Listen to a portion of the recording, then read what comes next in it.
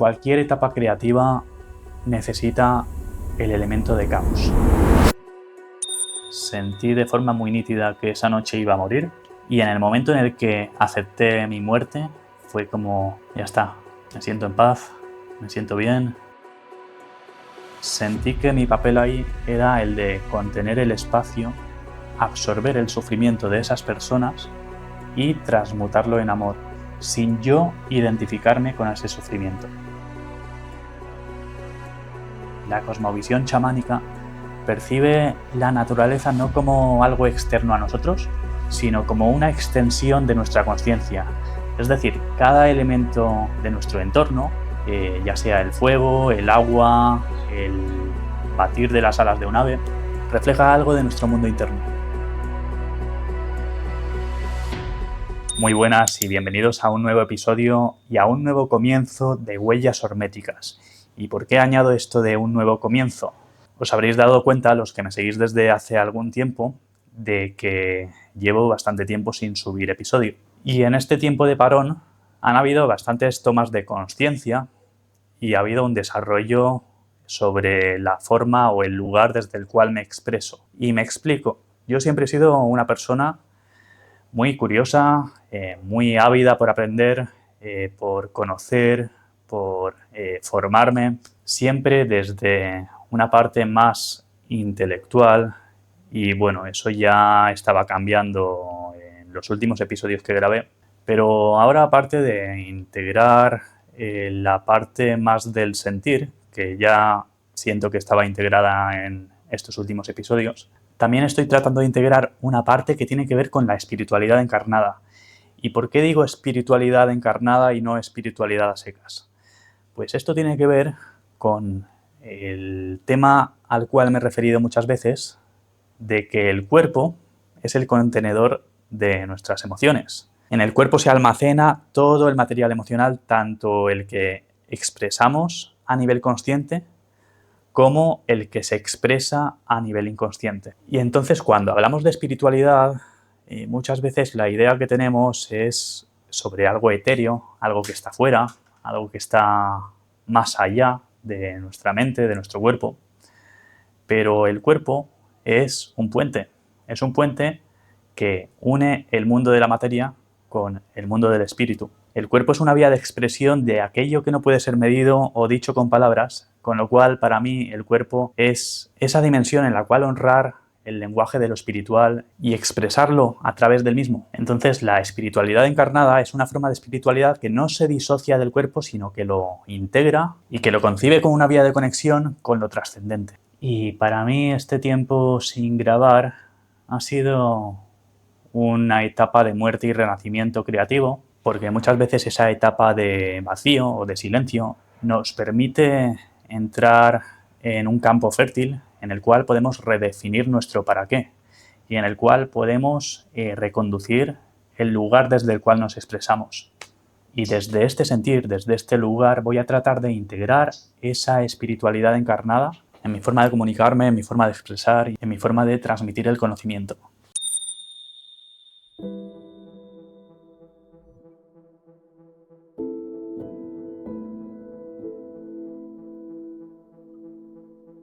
Vale, ¿y por qué he decidido iniciar este nuevo rumbo con el tema de soltar el control?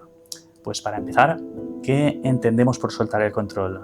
Muchas veces podemos imaginar que vamos a irnos a un lugar muy caótico, con mucho desorden, con mucha dispersión y que nos vamos a volver locos porque no vamos a saber por dónde tirar. Adivina qué.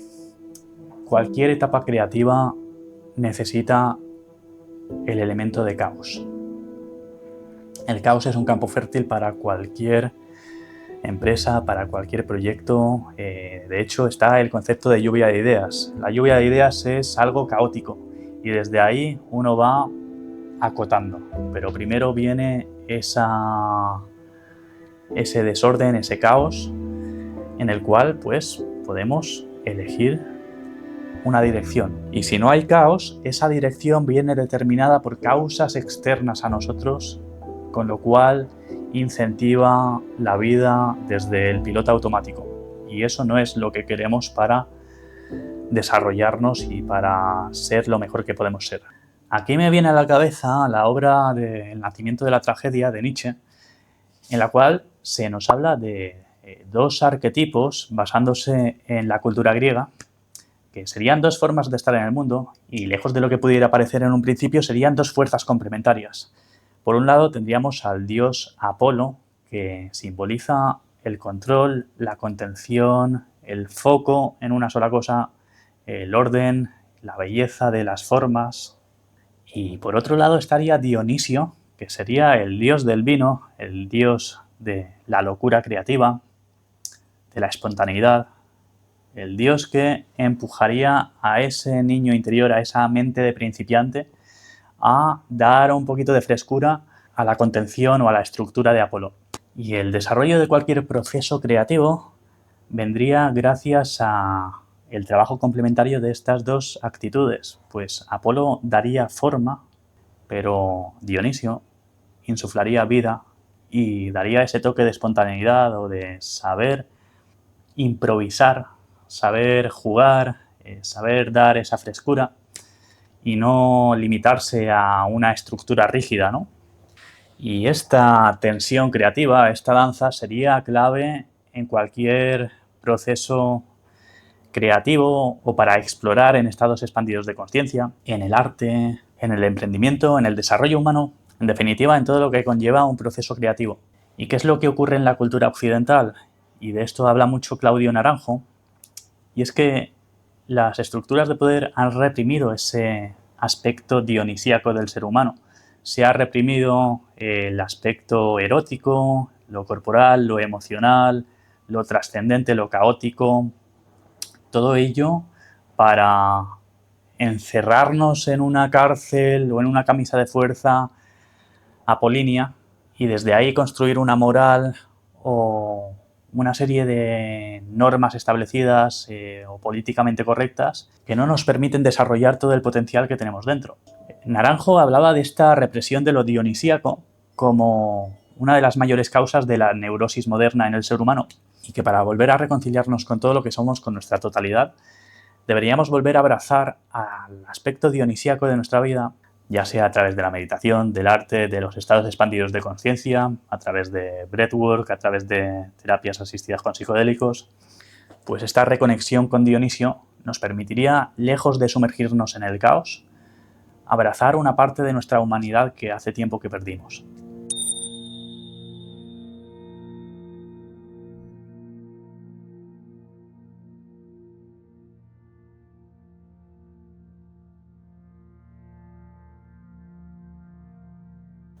Desde mi punto de vista, el control mantenido de forma excesiva en el tiempo es un mecanismo de defensa para no enfrentarnos a ciertas heridas emocionales que llevamos arrastrando durante mucho tiempo.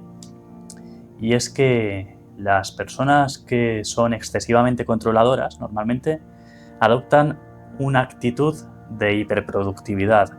Y esa hiperproductividad lo que hace es llenar un vacío para no enfrentarnos a la alternativa, que sería enfrentarnos a lo que hay en ese vacío, que en muchos casos serían problemas existenciales o heridas emocionales, y al estar en ese patrón de hiperproductividad, pues dejamos que esas heridas estén en un segundo plano, de forma silenciosa, pero que al final siguen teniendo un efecto, aunque no sea de forma consciente, que se manifiesta en nuestro cuerpo.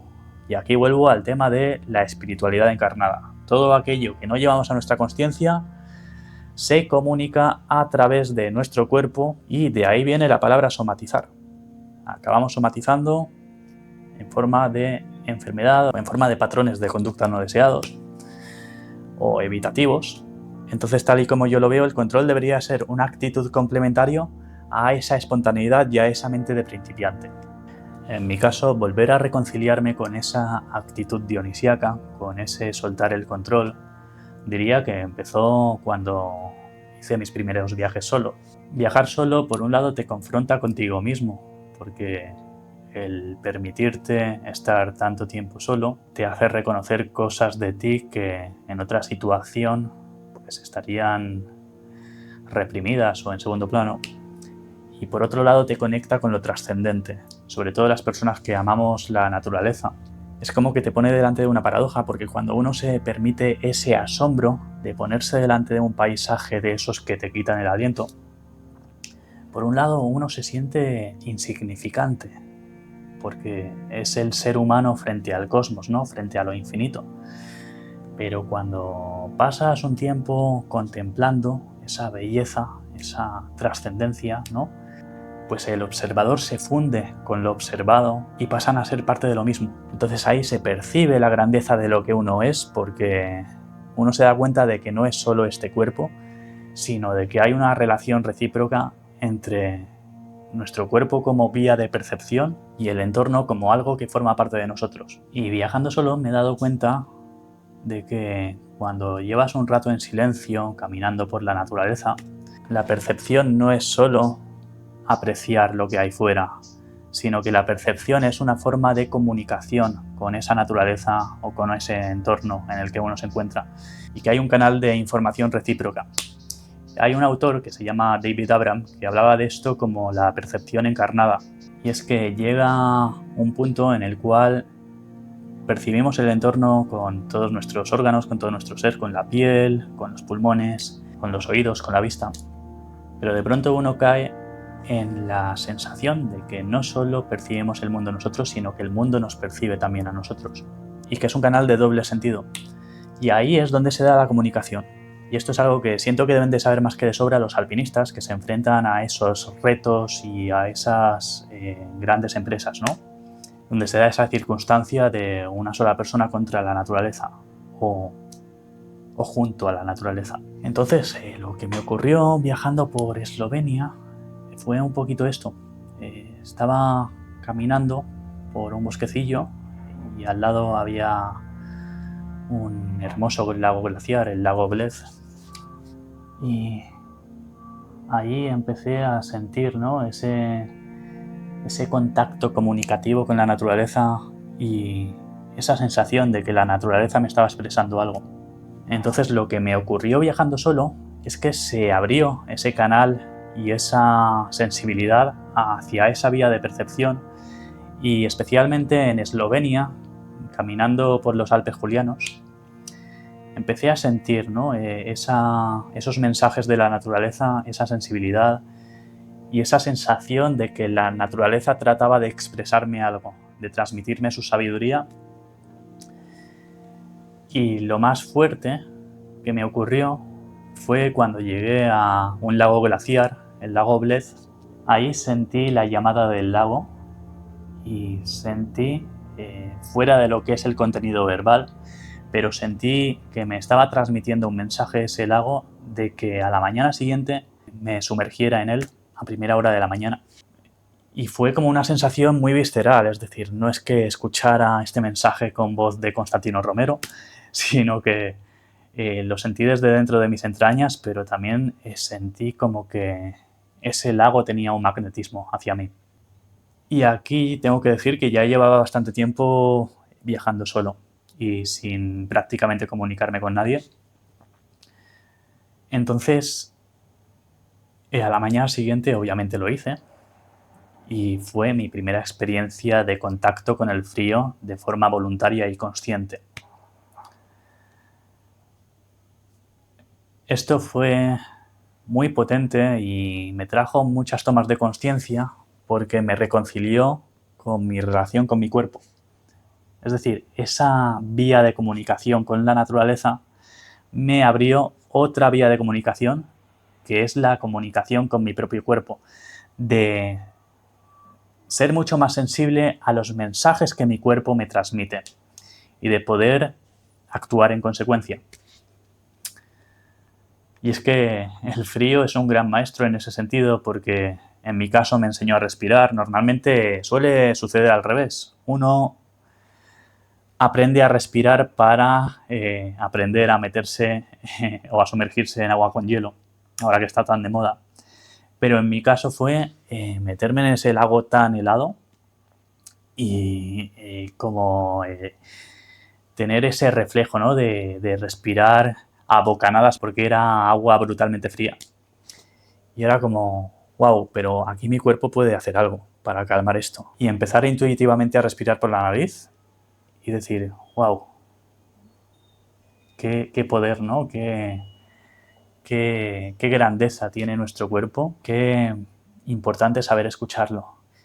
Y entonces ahí se abrieron muchas puertas. Eso fue como el portal que me empujó a investigar sobre todos estos temas, más desde la teoría, más desde la mente, hacia esas vías de comprensión, de comprender por qué se siente ese bienestar después de meterte en agua con hielo, de cómo ocurren todas esas cascadas neuroquímicas y hormonales y cómo eso genera esos cambios en tu estado de ánimo y genera como esos cambios en cómo va a resultar el resto del día y en cómo vas a responder a lo que te suceda.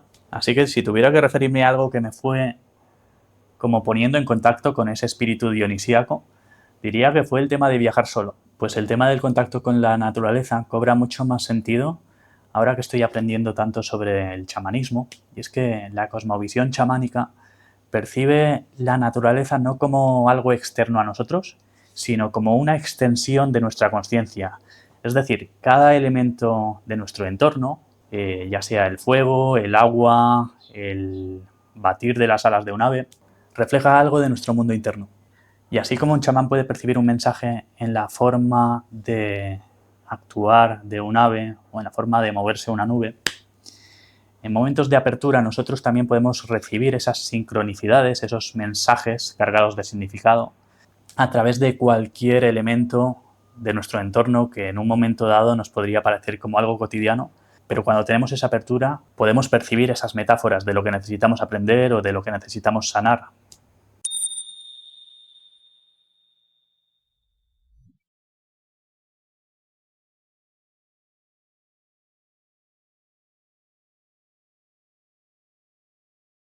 Y volviendo al tema de la exposición al frío, ¿qué nos puede enseñar el contacto con el frío sobre el tema de soltar el control, sobre el espíritu dionisíaco? Porque obviamente hace falta cierta actitud de contención frente al frío, hace falta controlar nuestra respiración, aprender a respirar nasalmente y a controlar sobre todo nuestras defensas frente al frío. Sin embargo, esa actitud de permitirnos sentir y de soltar el control y de soltar las barreras defensivas nos van a llevar hacia esa mente de principiante y hacia esa vía de contacto con el cuerpo y de percepción plena y nítida de lo que nos está transmitiendo el mismo. Con lo cual, diría que el frío es una forma de confrontar esa disociación en la que la cultura y la sociedad nos tiene encerrados y permitirnos aflojar esa coraza muscular y volver a caer en esa toma de conciencia de que el cuerpo nos está transmitiendo mensajes.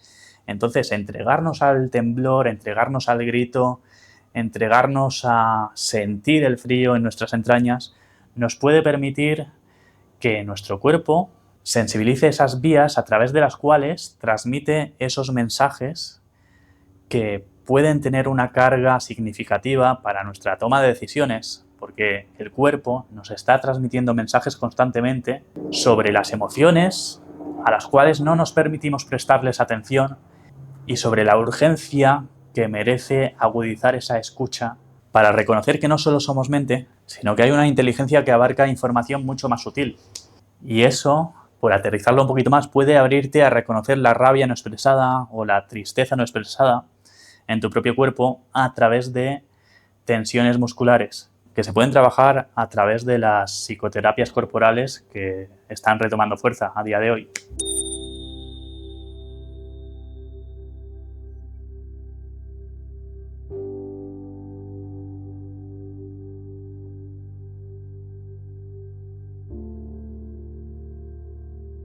La siguiente herramienta que me permitió reconciliarme con ese espíritu dionisíaco fue la respiración. Y cuando hablamos de respiración, hay muchísimas técnicas de respiración que nos permiten estar en foco, estar en calma, relajarnos, estar un poquito más en control. Sin embargo, hay otros patrones, en este caso técnicas de hiperventilación, que haciéndolos en un espacio seguro, y esto es importante, nos permiten entrar en estados expandidos de conciencia. Y a través de estos estados expandidos de conciencia, lo que podemos conseguir es liberar material emocional reprimido que de alguna forma nos está pesando y se está expresando a través de nuestro cuerpo, ya sea en forma de tensiones o en forma de patrones de conducta no deseados. Y también nos permite reconocer nuestra locura creativa, sumergirnos en ese caos fértil a través del cual poder crear fuera de nuestro sentido común, ¿no? Además, también son una vía hacia la posible experiencia mística. Uno, a través de estas técnicas de respiración, puede vivir experiencias que nos unen con lo trascendente, que nos hacen tomar conciencia de que no somos solo este cuerpo, sino que estamos unidos a todo lo que existe y formamos parte de una conciencia más grande de lo que viene siendo nuestra individualidad. Entonces yo entré en contacto con ese espíritu dionisíaco, digamos que me sumergí más en él, a través de una sesión de breathwork en la cual tuve una experiencia mística de unión con esa totalidad. Recuerdo que sentí que me convertía en una corriente de agua hasta el punto de poder sentir las burbujitas que se desplazaban hacia atrás, ¿no? Y que esa corriente de agua iba a una velocidad de vértigo. Y en un momento dado, esa corriente de agua se frenó en seco y aparecí en un océano infinito, el cual me llevó a una experiencia de regresión, ¿no? Porque aquí hay mucha carga simbólica también y es desde el punto en el cual luego lo interioricé, percibí como un paralelismo con el viaje que hace un espermatozoide hacia el óvulo y al mismo tiempo percibí como ese viaje que hacemos nosotros como almas individuales hacia esa fuente creadora. Entonces fue una experiencia de mucha paz en la cual sentí que reviví memorias muy profundas y siento que tenía un mensaje muy claro y es confía porque todos vamos hacia lo mismo y estás en el camino correcto. Así que a día de hoy estoy ofreciendo estas sesiones de breathwork en las cuales noto que muchas personas tienen estas experiencias regresivas también hacia el útero materno y me doy cuenta que ayuda mucho a desatascar procesos que están estancados, ¿no? Personas que no saben cuál es su propósito o que están en modo disco rayado con algún problema de su vida. A través de estas sesiones como que desarticulan esa rigidez mental que las mantiene en esas problemáticas, digamos, y permiten ver su vida desde diferentes ángulos y desde ahí poder tener más margen de maniobra y poder tener más información sobre el sentido de su vida y sobre su propósito. Así que si tuviera que definir respecto a lo que he visto en mis clientes, cuál es el mayor beneficio de una sesión de breathwork o cuál es el que se da con mayor frecuencia, diría que desatascar procesos estancados de falta de propósito en la vida. Como que ayuda a dar ese empujón a tomar una decisión que uno, después de haber hecho una sesión, siente que es la correcta, a pesar del miedo.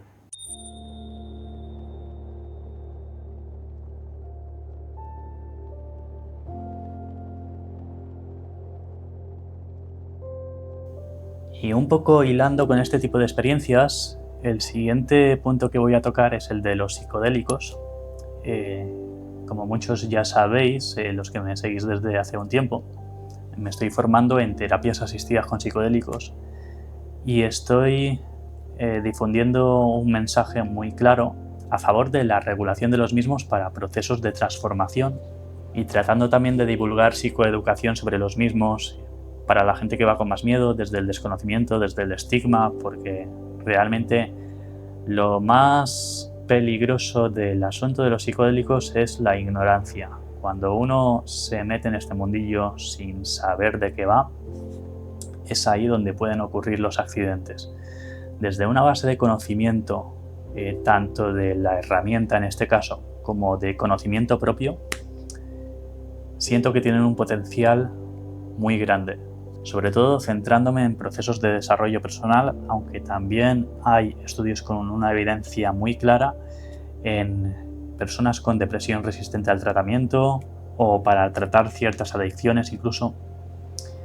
Así que, saltándome un poquito la parte teórica, ya que material voy a dar bastante en los próximos días, referirme un poco a cómo siguieron desarrollando mi espíritu dionisíaco, mi parte de soltar el control. Yo mi primera experiencia que tuve con psicodélicos fue con ayahuasca. Fue en un retiro al que fui sin saber apenas nada, cosa que no recomiendo. Pero en este caso pues había visto algunos vídeos, algún documental, me habían hablado un poco, pero no tenía una base muy sólida de conocimiento. Pero llegó la oportunidad cuando conocí a una chica que había ido y yo sabía que quería hacerlo, pero que quería tener una referencia de alguien que lo hubiera hecho con personas de confianza. Entonces, cuando tuve esa referencia, me lancé. Tuve 3 ceremonias de ayahuasca y una de ellas fue muy difícil. Fue un viaje con mucha oscuridad en el que sentí de forma muy nítida que esa noche iba a morir y de hecho hubo una muerte simbólica. Sin embargo, esa experiencia difícil, que a corto plazo fue abrumadora, a largo plazo o incluso a la mañana siguiente cuando me desperté, me permitió apreciar la belleza y la gratitud por pequeños detalles que normalmente daba por hecho. Porque cuando sientes que estás al borde de la muerte, todo lo que puedas experimentar al día siguiente lo vas a vivir con una gratitud mucho más acentuada. Y me permitió volver a vivir la vida de una forma más plena, con un propósito y con un camino muy claros, con mucha claridad. Y es que al final morir puede ayudar a que uno redefina el sentido de su vida y a que no se duerma en los laureles. Y eso fue lo que me pasó a mí. Esa experiencia me llevó a querer conocer y a querer crear una comunidad en la cual compartir aprendizajes y intercambiar energía creadora y poder avanzar de manera conjunta hacia unos objetivos específicos. Y por cierto, en esta ceremonia en la que pasé esta experiencia tan difícil, no fue hasta el momento en el que solté el control cuando realmente la oscuridad se disipó. Porque durante los momentos previos estaba ofreciendo resistencia, estaba como con una actitud muy confrontativa hacia esa sensación de muerte inminente. Y en el momento en el que acepté mi muerte, fue como, ya está, me siento en paz, me siento bien y siento que puedo estar presente en este momento sin sentirme abrumado. Y eso fue extremadamente liberador.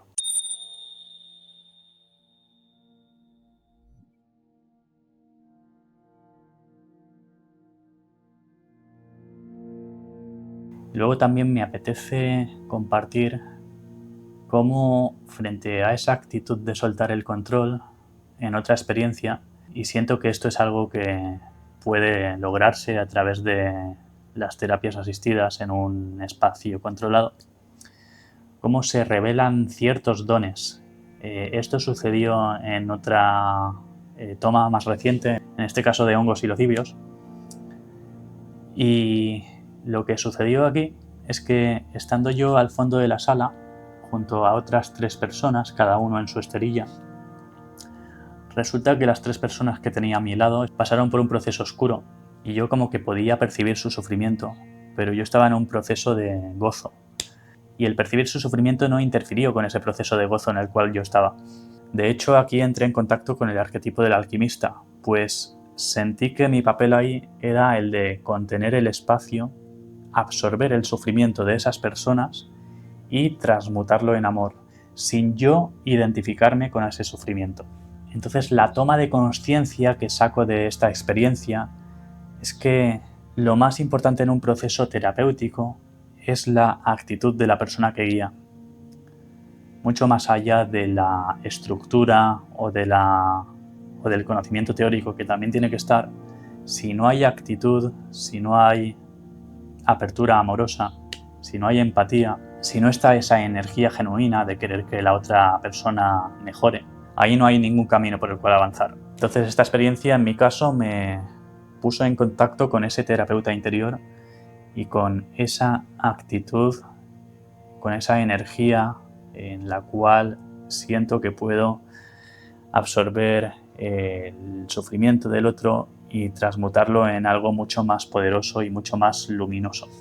Y nada, deciros que a pesar de que sería negligente recomendar su uso por motivos de legalidad, pues a día de hoy yo estoy explorando y estoy percibiendo ciertas tomas de conciencia que luego aterrizo en papel y que me permiten comprender mejor por qué soy como soy o por qué en ciertas situaciones he sido como he sido. Con lo cual siento que por un lado son catalizadores del autoconocimiento profundo y por otro lado, cuando hay una intención clara, puede que no te lleven de manera directa por ese camino, pero sí te llevarán por un camino que la sabiduría de tu cuerpo percibe como más relevante que eso que te habías propuesto desde la mente. Entonces ahí entra mucho en juego lo que tu cuerpo reconoce como relevante para tu desarrollo. Y desde esa entrega a la sabiduría del cuerpo, ya no solo uno puede entrar en contacto con emociones reprimidas, porque se habla mucho del tema de las emociones reprimidas, pero no se habla tanto del tema de los dones reprimidos, que también están ahí, bajo capas de condicionamientos y bajo capas de cosas que nos hemos puesto encima para construir nuestra identidad. Y esos dones muchas veces afloran de manera espontánea. Entonces os voy a ir contando más, en este caso desde mi experiencia que desde lo que he estudiado, porque me está pareciendo un camino muy rico y sobre todo también para poder expresarme desde un lugar más profundo y darle un nuevo rumbo, el cual está empezando con este episodio, a este podcast.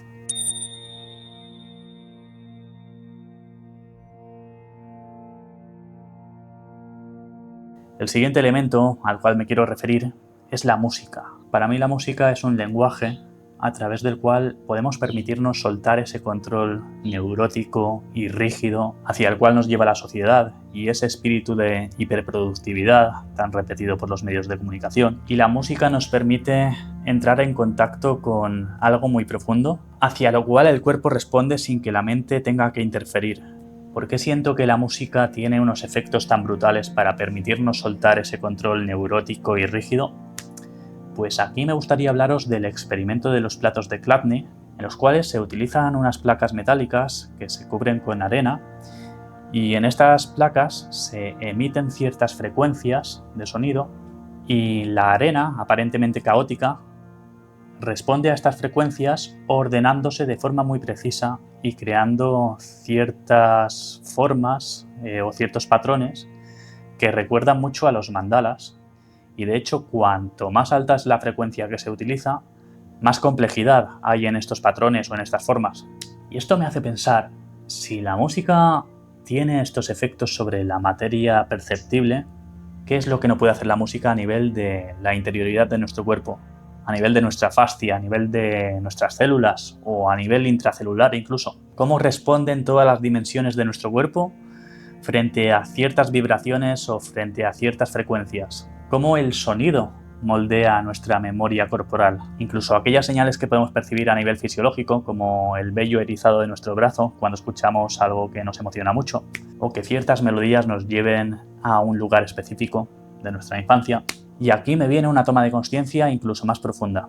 Y es que la danza, lejos de ser un invento simplemente cultural, es una respuesta instintiva, primitiva y sagrada frente a la vibración que percibimos. Y cuando nos permitimos silenciar la mente frente a la música, podríamos decir de forma muy metafórica que Dionisio está despertando en nuestras caderas, en nuestros hombros, en nuestras piernas, en nuestros brazos y permitiendo ese caos creativo a través del movimiento que va en consonancia con esa música que escuchamos. Y cuando simplemente nos dejamos llevar por esa vibración, por esa frecuencia, ahí aparece lo que los místicos han llamado el éxtasis, el trance, el contacto con lo sagrado, que en los últimos tiempos la moral ha tratado de reprimir. Entonces esto aplica a la danza, pero también aplica a cualquier respuesta espontánea e instintiva que tenga nuestro cuerpo sobre el sonido, y esto se ve mucho en sesiones de breathwork, en sesiones de activación kundalini, que frente a la música Cuando la persona está tumbada en una esterilla, la persona empieza a temblar o empieza a expresar a través del movimiento o empieza a elongarse, a estirarse. Entonces todo eso es la inteligencia corporal instintiva manifestándose gracias a ese gatillo que es el sonido y que activa partes muy profundas de nuestra memoria emocional.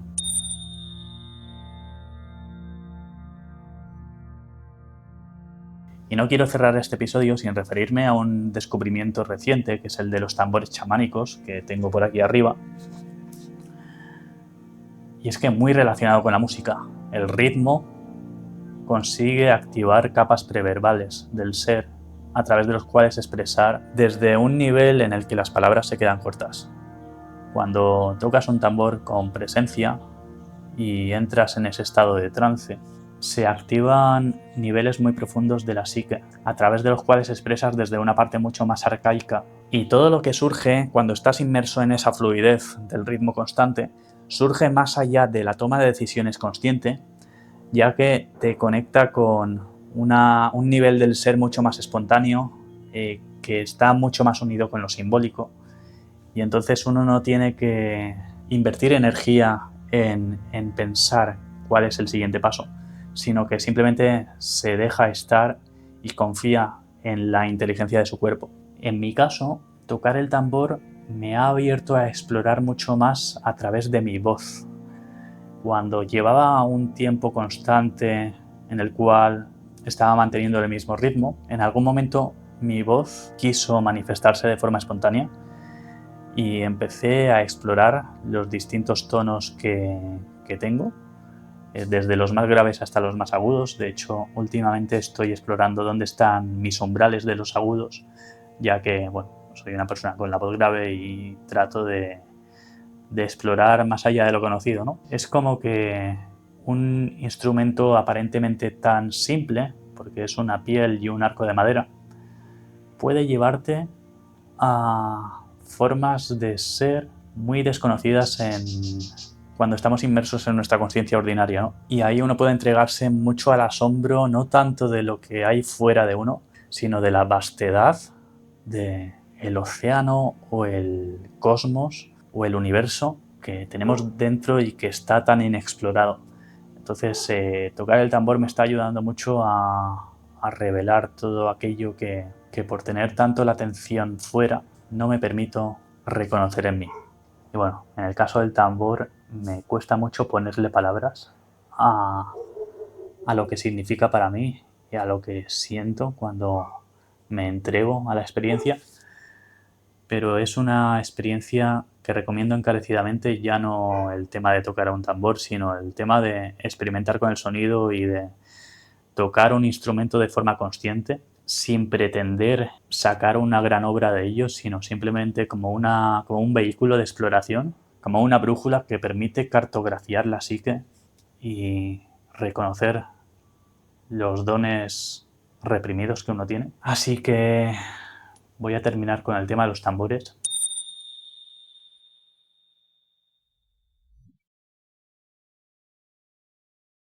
Y como conclusión, simplemente reiterar que el tema de soltar el control no va tanto por explorar un universo nuevo, sino por recuperar un aspecto de nuestra humanidad que hemos perdido, que es el de nuestro niño, el de nuestra infancia. Ese aspecto preverbal, ese aspecto espontáneo que nos permite avanzar de forma no tan lineal, sino explorando puntos de vista a los cuales no llegaríamos desde simplemente la mente.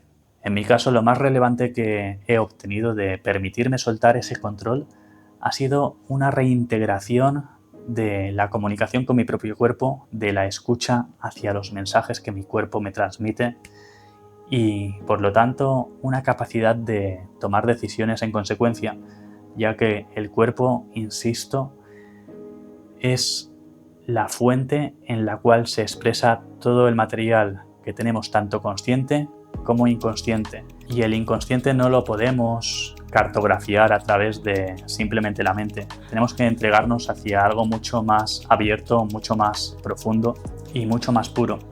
Entonces, no subestimar la inteligencia del cuerpo ya que quizá no sea tan óptimo para problemas complejos, pero para reconectar con nuestros dones, con el material emocional que hemos tendido a no expresar, el cuerpo es una vía y es una fuente mucho más fiable que nuestra mente. La mente manipula, las emociones confunden, pero el cuerpo transmite desde la pureza y desde la integridad de lo que siempre ha sido. Así que este episodio marca un nuevo comienzo para Huellas Horméticas. A partir de ahora voy a tratar de no limitarme al conocimiento obtenido por vías puramente cognitivas, sino que, como bien he dicho al principio, voy a tratar de integrar esa espiritualidad encarnada en el propio cuerpo y a tratar de confiar en toda aquella sabiduría que pueda nacer de la propia experiencia a través de esa escucha activa hacia mi cuerpo y hacia las señales de la naturaleza. Así que si has llegado hasta aquí, muchísimas gracias de corazón y nos escuchamos en el próximo episodio.